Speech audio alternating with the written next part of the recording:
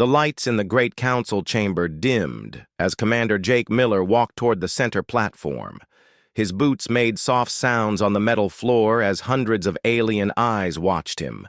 The chamber was huge and round, with seats rising up like steps in all directions. 7 different alien species sat in their special sections, each group looking very different from the others. Jake stopped at the middle platform and looked up at the beings who controlled most of the known galaxy. The Vorthans looked like giant lizards with thick green skin and yellow eyes that never blinked. The Etherians were tall and thin like living crystals that caught the light and threw it back in rainbow colors. The Zenthari had 4 arms and moved like they were swimming through air even when sitting still. Each species was older and more advanced than humans by thousands of years. Ambassador Zethkar of the Vorthans leaned forward in his seat. His voice was deep and slow like rocks grinding together. Human Miller, your request has been reviewed by our scientists. What you propose is not just dangerous, it is impossible. Jake nodded once. He had expected this response. Humans always got this response when they suggested something new. Respected Ambassador, we believe quantum tunneling through stellar matter can work. Our calculations show it is possible. A sound like breaking glass came from the Etherian section. High Scientist Velnari was speaking in her species' way of making noise by vibrating her crystal body. Her words came through the translation device as music that somehow carried meaning. Young species, we have studied this problem for 3,000 of your years. The mathematics are clear. No known material can survive passage through a star's corona. The radiation alone would destroy any ship instantly. Jake pulled out a small device and activated it. A hologram appeared above his head, showing a 3-dimensional image of their galaxy. Dark spots were spreading across one edge, like ink drops in water. Honored scientist, the dark matter storm is growing faster than your models predicted. In 50 years, it will reach the core systems. In 100 years, it will consume everything we know. The alien council members shifted in their seats. The dark matter storm was why they were all here. It was eating space itself, making stars go dark and planets disappear. Their best ships could only travel so fast with current technology. Even at maximum speed, they could not evacuate enough people to the Andromeda Galaxy before the storm arrived. Dr. Lisa Brooks stepped up beside Jake. She was a small woman with short brown hair and eyes that always seemed to be thinking about complex problems. The quantum tunneling method would allow travel at speeds no current technology can achieve. Instead of going around stellar obstacles, we go through them. Counselor Nexath of the Mokari species made a clicking sound with his insect-like mouth. Parts. His translation came out flat and emotionless. Human Brooks, our computers have run this simulation 6 million times. The survival probability is 0.003%. This is mathematical certainty of failure. Jake smiled the way humans did when someone told them something was impossible. It was not a happy smile or a mean smile. It was the smile humans made when they decided to prove someone wrong. Respected counselor, human history is full of things that were mathematically impossible until we did them. The chamber became very quiet. Even the constant humming of the translation devices seemed to get softer. Captain Tony Walsh moved to stand behind Jake and Lisa. Tony was a pilot who had flown through asteroid fields that computers said were impossible to navigate. His presence reminded everyone that humans had a habit of succeeding where others failed. Velnari's crystal body flashed with different colors, which meant she was thinking hard about something. Humans, your species has been in space for only 300 years. We have been traveling between stars since before your planet had complex life. How can you solve what we cannot? Lisa activated her own holographic display. It showed the basic design of their proposed ship. The hull looked normal except for a strange shimmer effect around the edges. We approach the problem differently. Instead of trying to build something that can survive passage through stellar matter, we build something that can exist partially outside normal space during transit. A deep rumbling sound came from the Krillian section. Elder Thokmar was the oldest being in the council, his rocky body scarred from centuries of life. When he spoke, everyone listened because his species had seen the rise and fall of dozens of civilizations. Phase-shifting technology is theoretical only. No being has ever achieved stable dimensional variance. Jake looked directly at the ancient alien. Elder Thokmar, no being has ever needed to tunnel through a star before. Desperate times call for new solutions. The Vorthan ambassador Zethkar stood up, his massive frame casting shadows across the platform. Human recklessness is well known throughout the galaxy. You fly ships into dangerous places where others would not go. You colonize planets that should not support life. You fight wars against impossible odds. But this is not bravery, it is madness. Tony Walsh spoke for the first time since entering the chamber. His voice was calm and steady, like someone who had made peace with taking dangerous risks. Ambassador, there is a difference between madness and being willing to accept calculated risks that others find unacceptable. The council chamber erupted in discussion as the different species talked among themselves in their own languages. The translation devices could not keep up with multiple conversations at once, so the air filled with clicks, whistles, rumbles, and crystal chimes. Jake waited patiently in the center, while aliens who had lived for centuries debated the proposal of 3 humans who were barely middle-aged by their species' standards. Finally, High Scientist Velnari called for silence. Her crystal form had turned a deep blue color, which Jake had learned meant she was very serious about something. Humans, if you attempt this impossible task and fail, you will die. If you succeed but the technology proves unstable, you could destroy the very star you tunnel through. An entire solar system could be lost. Jake looked up at her without fear or doubt showing on his face. Honored scientist, if we do nothing, the dark matter storm will destroy every solar system anyway. The only difference is timing. Elder Thokmar made the rumbling sound that meant he was impressed despite himself. You would risk everything on such small chances of success. Lisa stepped forward with the confidence of someone who had spent her whole life solving problems others thought were impossible. Elder, humans have always been willing to risk everything when the alternative is losing everything anyway. That is how we survived long enough to reach the stars. The great council chamber fell silent again as the weight of human determination settled over everyone present. In that moment, every alien in the room understood that these 3 humans were completely serious about diving into a star to save the galaxy, regardless of what anyone else thought about their chances of survival.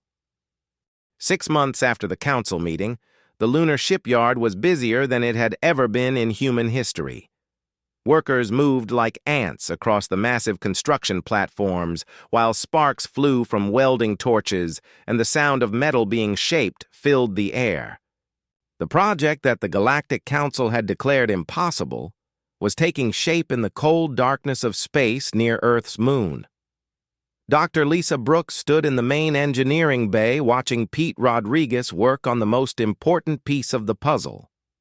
Pete was bent over a workbench that held what looked like normal metal plating, but when he touched a control panel, the metal seemed to fade in and out of existence like a ghost, becoming solid and then transparent again. The quantum crystalline hull plating is responding better than our models predicted, Pete said without looking up from his work. His hands moved with the confidence of someone who had been building impossible things his whole career. We can maintain phase variance for up to 30 seconds now instead of the original 5-second estimate. Lisa watched the metal plate flicker between dimensions and felt a mix of excitement and fear. What they were building had never been attempted by any species in known history, The hull plating could exist partially outside normal space, allowing the ship to pass through solid matter without being destroyed by it. But the technology was so new that they were learning how it worked while they built it. Engineer Sarah Kim came running across the bay carrying a data pad and looking worried. She was young and smart and had been working 18-hour days since the project started. "Dr. Brooks, we have a problem with the power requirements. The quantum field generators need 3 times more energy than we calculated." Pete looked up from his work and wiped sweat from his forehead. "How much more energy are we talking about?" Sarah checked her data pad and took a deep breath before answering. "Enough to power a small city for a year, and we need to generate it all in the 18 minutes the tunnel sequence will take." Lisa felt her stomach drop. Power generation was always the biggest challenge with new technology, but this was worse than their worst-case scenarios. "What are our options?" "We could try linking multiple fusion reactors together," Sarah suggested, but her voice made it clear she did not think this was a good solution. "Or we could design a completely new type of power system that has never been tested." Pete stood up and walked over to where they were talking. His clothes were covered in metal dust, and his hands had small cuts from working with sharp materials. "What about matter conversion? If we could convert small amounts of the ship's own mass directly into energy during the tunneling sequence," Sarah's eyes went wide as she thought about this idea. "That could work, but it would mean the ship gets smaller every time we use the tunnel. And if we convert too much mass, the ship falls apart." Lisa looked out through the big window at the construction work happening all around them. Hundreds of people were working on this project, building something that might kill everyone who tried to use it. But if they succeeded, it could save billions of lives across the galaxy. "We proceed with the matter conversion system, calculate how much mass we can safely convert without compromising ship integrity." Dr. Amy Foster appeared from the medical research section, carrying a metal case and looking like she had not slept in days.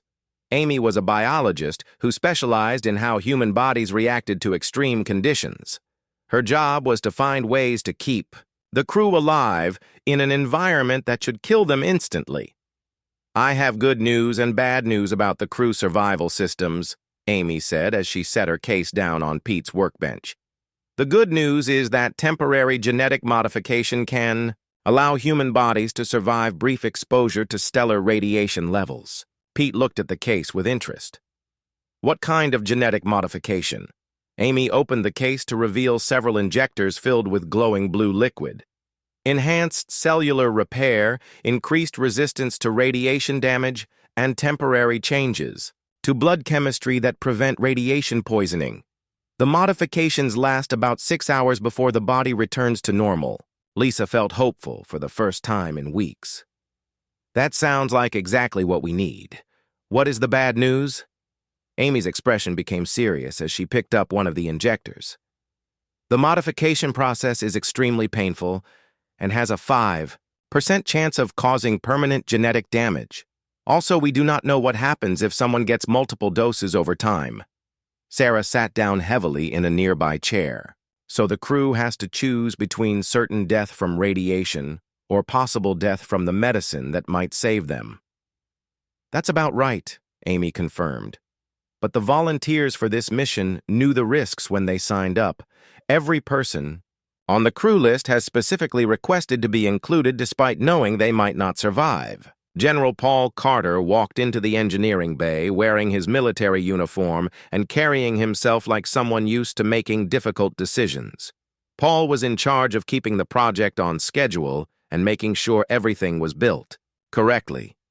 His presence usually meant either very good news or very bad news. "Status report," Paul said in his direct military way of speaking. "The Galactic Council observers are asking questions about our timeline." Lisa gestured toward the work happening around them. "Construction is proceeding faster than planned, but we keep discovering new technical challenges. The power systems, the hull integrity, the crew survival protocols, everything is more complex than we originally thought." Paul nodded like he had expected this answer. How much more time do you need? Pete wiped his hands on a cloth and looked at the partially completed hull plating. If everything goes perfectly and we do not discover any more major problems, maybe 12 more months. If we run into complications, 18 months minimum. The aliens think it will take us 50 years to build something like this, Paul said with a slight smile. They are betting that we will give up or die trying long before we finish. Amy packed up her injectors and closed the medical case. Maybe that is exactly what we want them to think. If they believe we cannot succeed, they will not try to stop us. Sarah stood up and looked at her datapad again. Speaking of the aliens, we have been getting some unofficial help from a few Etherian scientists. They claim they are just curious about our methods, but they have been sharing information that makes our calculations more accurate. Lisa felt surprised by this news. The Etherians are helping us? High Scientist Velnari made it very clear that she thought our project was impossible. Not Velnari herself, Sarah explained. Younger Etherian researchers who think maybe humans might actually succeed at something their species never tried. They are keeping it secret from their own government. Pete laughed and went back to work on the hull plating. So we have secret alien allies who are helping us build technology to do something their leaders say cannot be done. This project gets stranger every day. General Carter looked around the engineering bay at all the work being done by humans who were trying to achieve the impossible. Strange or not, this is exactly the kind of project humans are good at. Everyone else in the galaxy calculates risks and follows safe procedures. We calculate risks and then do dangerous things anyway because somebody has to try. Dr. Foster picked up her medical case and prepared to return to her laboratory. The crew volunteers are asking when they can start. The genetic modification treatments. They want to begin building up resistance to the changes as early as possible. Lisa thought about 12 humans who had volunteered to fly into a star, knowing they might die. Each crew member was an expert in their field and could have had safe, comfortable careers doing normal space exploration. Instead, they had chosen to risk everything on a technology that might not work. Tell them we start the treatments in 3 months. That gives us time to finish the final safety testing. As the engineering team went back to their individual tasks, Lisa stood at the window looking out at the construction work. The ship taking shape outside looked almost normal, except for the strange shimmer effect of the quantum hull plating. In 18 months, if everything went according to plan, 12 humans would climb aboard that ship and try to fly through the heart of a star. The rest of the galaxy was watching and waiting for humans to fail at something that was clearly impossible. But humans had been proving things were possible ever since they first looked up at the stars and decided to find out what was out there. This time would be no different, even if the stakes were higher than they had ever been before. The ship called Earth's Gambit hung in space like a silver needle pointed at the stars. After 18 months of construction and testing, it was finally ready for the mission that would either save the galaxy or prove that some things really were impossible. The hull gleamed with the strange shimmer of quantum crystalline plating that could phase between dimensions. Inside, 12 humans made their final preparations for a journey no living being had ever attempted. Captain Tony Walsh sat in the pilot's seat running through pre-flight checks for the 100th time. His hands moved across the controls with the steady confidence of someone who had flown every type of ship humans had ever built. Behind him, the rest of the crew worked at their stations, each person responsible for systems that had never been tested under real conditions. Dr. Lisa Brooks was at the Quantum Systems Station watching displays full of numbers that represented the difference between success and death. The quantum field generators hummed with barely contained energy, ready to tear holes in space itself when activated. She had spent 2 years designing these systems and still felt nervous about using them for the first time. Commander Jake Miller stood in the center of the command bridge, looking out at the star that would either be their salvation or their grave. Proxima Centauri burned in the distance, a red dwarf star that seemed small and peaceful from this far away. In a few hours, they would be diving into that star's corona, where temperatures reached millions of degrees and radiation levels could sterilize planets. Lieutenant Kelly Stone was at the navigation station trying to plot a course through something that had never been mapped before. Her job was to guide the ship through the star's interior, while everything around them tried to tear the vessel apart. The mathematics involved were so complex that even the ship's computers could barely handle the calculations. All stations. "Report ready," Jake announced to the crew. "Dr. Brooks, status on the quantum field generators." Lisa checked her displays one more time before answering. "Quantum fields are stable and ready for activation. Power levels are optimal. Phase variance. Systems are responding within normal parameters." Tony activated the main engines and felt the familiar push of acceleration as Earth's gambit began moving toward Proxima Centauri. "We are committed to approach trajectory. Estimated time to stellar contact is 4 hours and 30 minutes. Behind them. At what the crew called a safe distance, 3 alien observer ships followed the human vessel. Ambassador Zethkar of the Vorthans was aboard one ship along with High Scientist Velnari of the Etherians and representatives from the other council species. They had come to witness what they expected would be the first and last attempt at stellar. Tunneling, Dr. Alex Turner moved between crew stations, checking on everyone's health status. As the ship's medical officer, his job was to keep 12 humans alive in an environment that should kill them instantly. Each crew member had received the genetic modification treatments that Dr. Foster had developed, but no one knew for certain if the modifications would be enough. Sergeant Mike Davis was at the security station, which seemed strange since there was nothing to fight in the middle of a star. But his real job was emergency protocols and damage control when things went wrong. Given the nature of their mission, things would definitely go wrong at some point. The hours passed slowly as Earth's gambit approached Proxima Centauri. The star grew larger in their viewports, changing from a distant point of light to a massive ball of nuclear fire that filled their entire field of view. Solar flares danced across the star's surface like lightning made of plasma, each one containing more energy than human civilization had ever generated.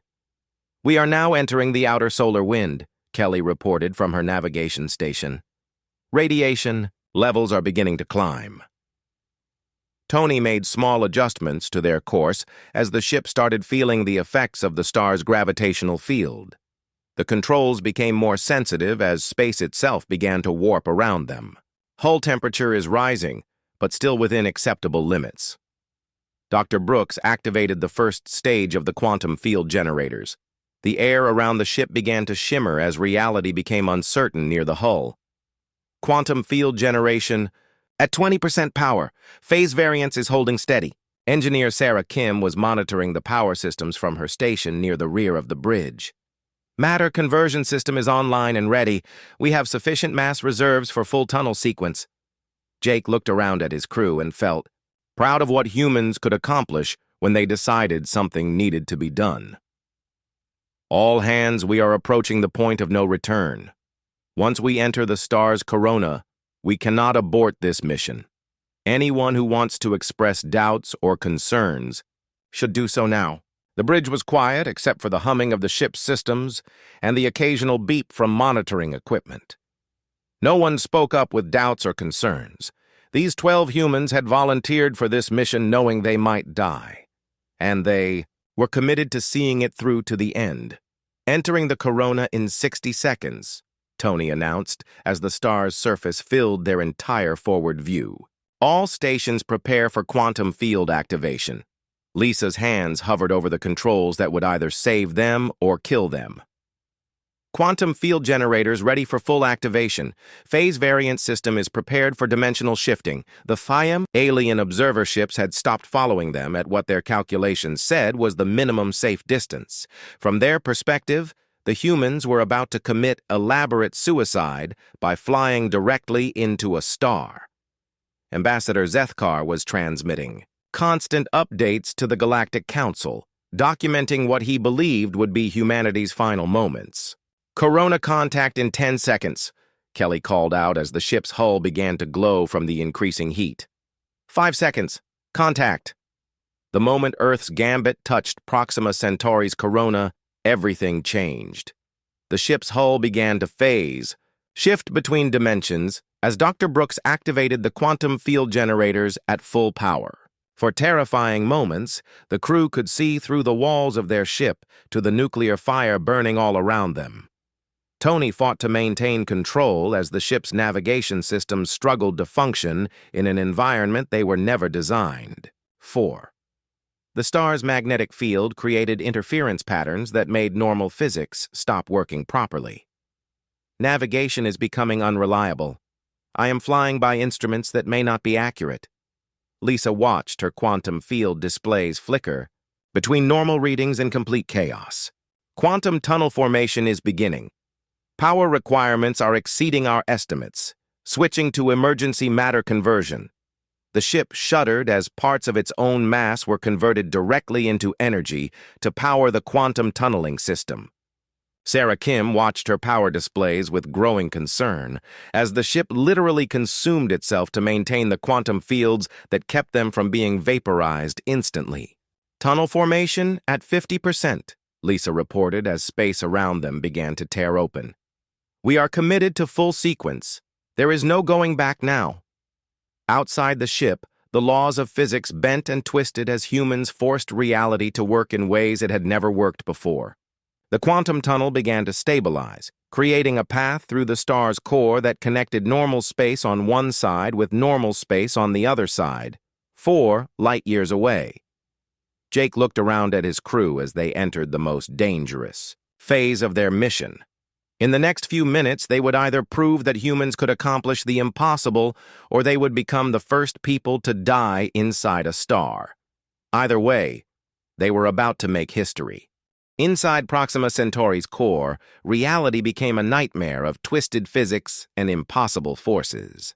The Earth's gambit existed in multiple dimensions at once as the quantum tunnel formed around them, creating a passage through stellar matter that should not have been possible. The crew fought to maintain control of their ship while everything they thought they knew about space and time fell apart around them. Dr. Lisa Brooks watched her quantum field displays flicker between readings that made sense and readings that defied every law of physics she had ever learned. The quantum tunnel was forming, but it was not stable the way their simulations had predicted. Instead of a smooth passage through the star, they were creating a chaotic tear in space that threatened to collapse at any moment. Quantum field coherence is dropping, Lisa called out over the sound of alarms that were going off throughout the ship. The tunnel is trying to collapse on itself. I need more power to maintain stability. Engineer Sarah Kim was already converting more of the ship's mass into energy, but the power requirements kept growing beyond anything they had calculated. We are at maximum safe conversion levels. If I convert more mass, the ship structure will fail. Captain Tony Walsh gripped his controls as the ship shook violently from gravitational forces that changed direction every few seconds. Flying through normal space was predictable because the laws of physics were consistent. Flying through a quantum tunnel inside a star meant that up and down, forward and backward could change without warning. Navigation systems are completely unreliable, Tony reported as he tried to keep the ship moving in what he hoped was the right direction. I am flying blind through an environment that our instruments cannot measure accurately. The ship's hull was phase-shifting constantly now, existing partially in normal space and partially in dimensions that human science barely understood. Through the transparent sections, the crew could see the nuclear fire of the star's core burning all around them. Temperatures outside reached millions of degrees, hot enough to vaporize any known material instantly. Lieutenant Kelly Stone was working frantically at her navigation station, trying to plot their course through stellar matter that was denser than anything humans had ever encountered. The star's magnetic field is creating interference patterns that disrupt our quantum field generators. We are being pulled off course. Dr. Alex Turner moved through the ship checking on crew members who were starting to show the effects of radiation exposure despite their genetic modifications. The treatments Dr. Foster had developed were working, but they were being pushed beyond their design limits. Radiation levels are approaching the maximum our modifications can handle. If exposure continues for much longer, we will start seeing permanent damage. Commander Jake Miller stood in the center of the bridge, making decisions that would determine whether they lived or died in the next few minutes. Every choice carried enormous risk, and there was no safe option available. They were committed to the tunnel sequence and could not abort without destroying the ship. "How much longer until we reach the far side of the star?" Jake asked, trying to sound calm while everything fell apart around them. Lisa checked her calculations. Again, but the numbers kept changing as the quantum tunnel shifted. Estimated transit time was 18 minutes. We have been in the tunnel for 12 minutes, but time dilation effects make it impossible to know our actual progress. The ship shuddered again as another solar flare disrupted their quantum fields. This flare was larger than the others, sending waves of electromagnetic energy through the tunnel that overloaded several ship systems. Sparks flew from control panels as circuits burned out from the massive power surge. Sergeant Mike Davis activated emergency protocols as damage reports came in from all sections of the ship. "Hull breach in Section 7. Quantum field generator. 3 is offline. Life support systems are operating on backup power." Engineer Pete Rodriguez was in the engineering section trying to repair systems that were failing faster than he could fix them. The quantum crystalline hull plating was working perfectly, but everything else on the ship was being pushed far beyond its design specifications. "I can keep the quantum field generators running, but I cannot fix everything else that is breaking." Ryan Cole, the co-pilot, took over secondary navigation as their primary systems failed one by one. "Primary navigation is down. Emergency backup systems are unreliable. We are essentially flying through a star with no way to know exactly where we are going." The quantum tunnel around them began to fluctuate more violently as the power requirements exceeded what their matter conversion system could provide. Parts of the tunnel walls started to collapse, allowing stellar matter to intrude into the passage they had created. The ship's hull phase shifted rapidly to avoid contact with plasma that was hot enough to destroy planets. "Tunnel coherence is failing," Lisa reported as her displays showed quantum field strength dropping toward critical levels. "If the tunnel collapses completely while we are inside it, we will be trapped in the star's core with no way out." Sarah Kim looked at her power displays and realized they were approaching a decision point that could determine the fate of their mission. "We have enough mass reserves for one final power surge that might stabilize the tunnel, but if it does not work, we will not have enough energy left to maintain basic life support." Jake looked around at his crew and saw 12 humans who had volunteered to risk everything for a chance to save the galaxy. They had come farther than anyone thought possible, but they were still trapped inside a star with their ship falling apart around them. The safe choice would be to conserve power and hope they could survive long enough to reach the far side. The dangerous choice was to risk everything on one final attempt to stabilize the tunnel. "All hands, prepare for maximum power surge," Jake announced, making the decision that defined what it meant to be human. "We commit everything to tunnel stabilization. If this does not work, we die trying." Lisa prepared to channel every remaining bit of power into the quantum field generators, while Sarah Kim stood ready to convert dangerous amounts of ship mass into energy. Tony Walsh gripped his controls, ready to fly them through whatever chaos the power surge would create. "Power surge in 5 seconds, Sarah called out. 4, 3, 2, 1, maximum power." The ship converted massive amounts of its own structure into pure energy, feeding the quantum field generators with more power than they had ever handled before. The quantum tunnel around them blazed with energy as the passage stabilized and began to strengthen instead of collapse.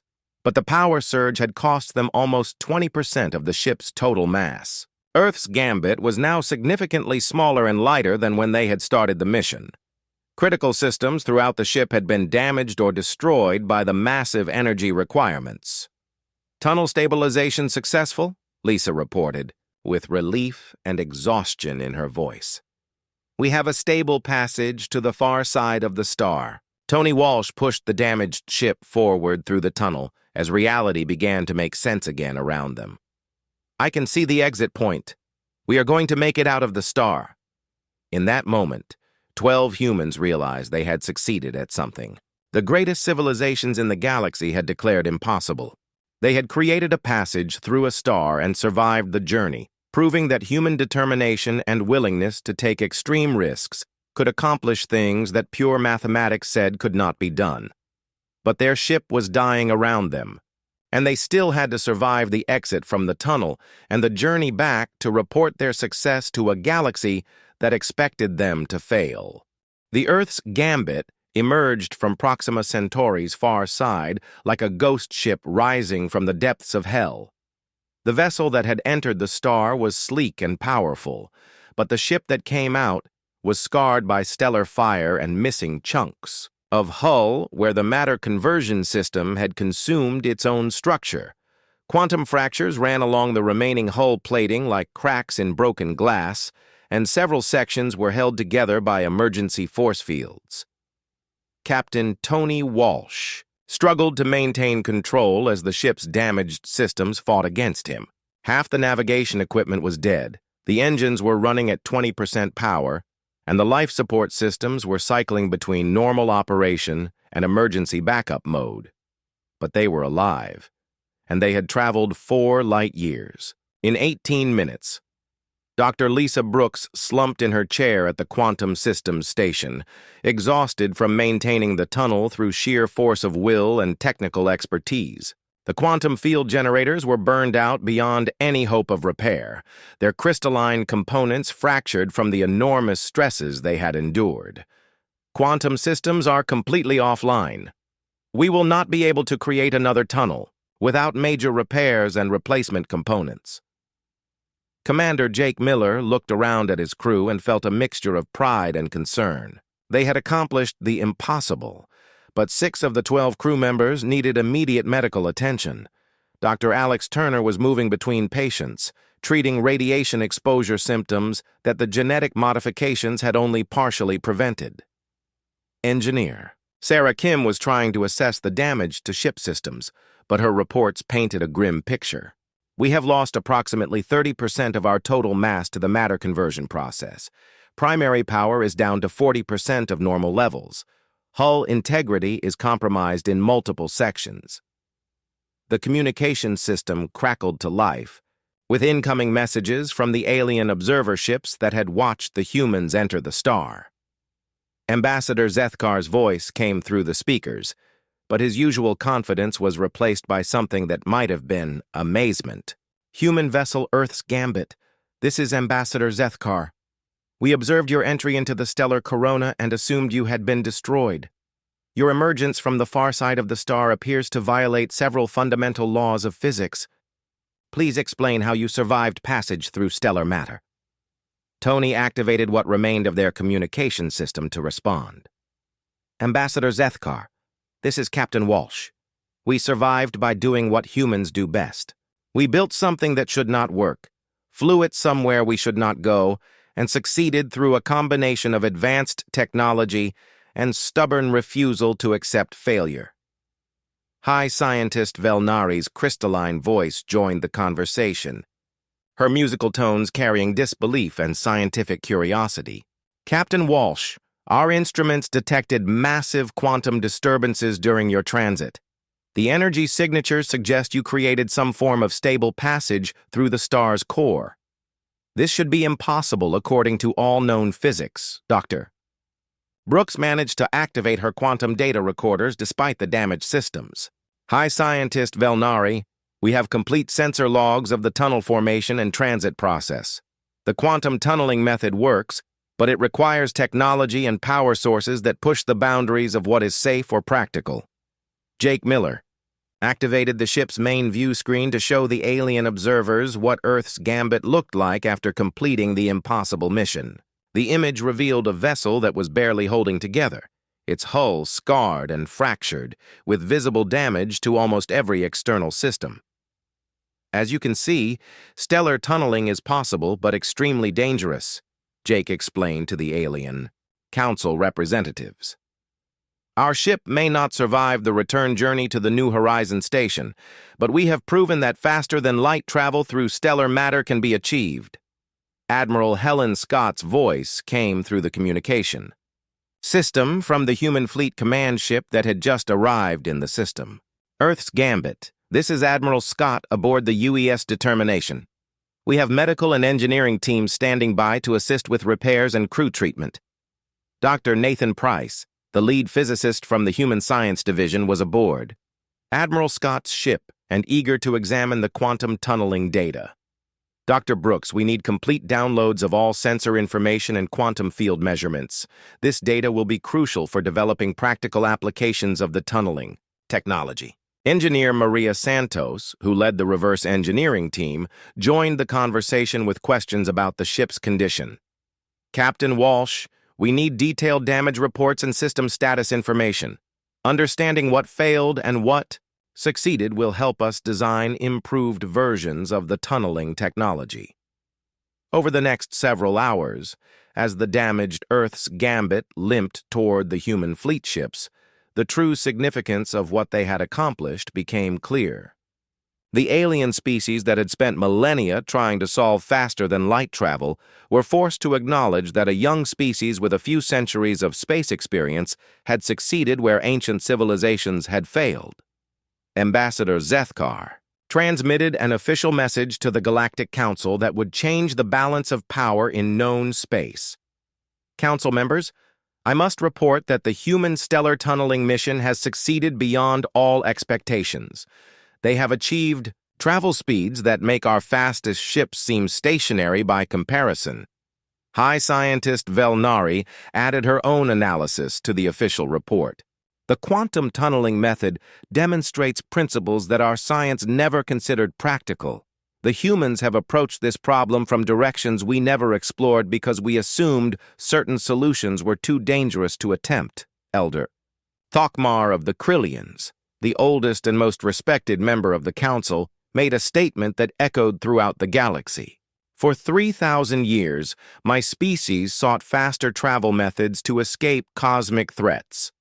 Humans accomplished in 3 years what we could not achieve in 3 millennia. Their success comes not from superior knowledge, but from superior willingness to accept risks that we considered unacceptable. As the Earth's Gambit docked with Admiral Scott's ship for emergency repairs and medical treatment, Jake Miller reflected on what they had proven. Humans were not the smartest species in the galaxy, or the most technologically advanced, or the most cautious and careful. But humans were the species willing to try solutions that others rejected as too dangerous, too expensive, or too likely to fail. Dr. Brooks supervised the data transfer that would allow human scientists to understand exactly how stellar tunneling worked and how it could be improved. The information gathered during their 18-minute passage through Proxima Centauri would lead to the development of safer, more efficient tunneling technology. Within 5 years, human-designed stellar tunneling ships were evacuating entire civilizations from the path of the dark matter storm. The technology that alien scientists had declared impossible became the standard method for galactic transportation.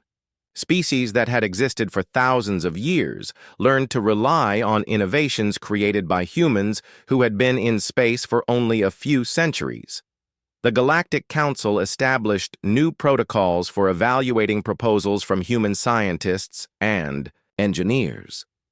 When humans suggested something was possible, the Council's response was no longer automatic rejection based on mathematical probability. Instead, they asked practical questions about timeline, resources, and acceptable risk levels. Jake Miller was promoted to admiral and put in charge of developing even more advanced applications of quantum tunneling technology. Dr. Brooks began working on plans to tunnel through black holes to reach parallel universes. Captain Walsh started training new pilots in stellar navigation techniques that had never existed before their mission. The Earth's Gambit was retired from active service and placed in a museum as a monument to human achievement. Visitors from across the galaxy came to see the ship that had proven something important about the nature of progress and innovation. Sometimes the most significant advances came not from the most advanced civilizations, but from the ones willing to try things that others considered impossible. As he stood in the museum looking at the scarred and damaged ship that had carried them through a star, Jake Miller remembered the moment when Ambassador Zethkar had called their mission madness rather than bravery. The difference, he realized, was not in the level of risk involved, but in the willingness to accept that some problems could only be solved by people brave enough or crazy enough to try solutions that everyone else was afraid to attempt. Humans had earned their place in galactic civilization not by being the safest or most careful species, but by being the species that turned impossible challenges into engineering problems and then solved those problems through determination, innovation, and calculated recklessness that others mistook for luck.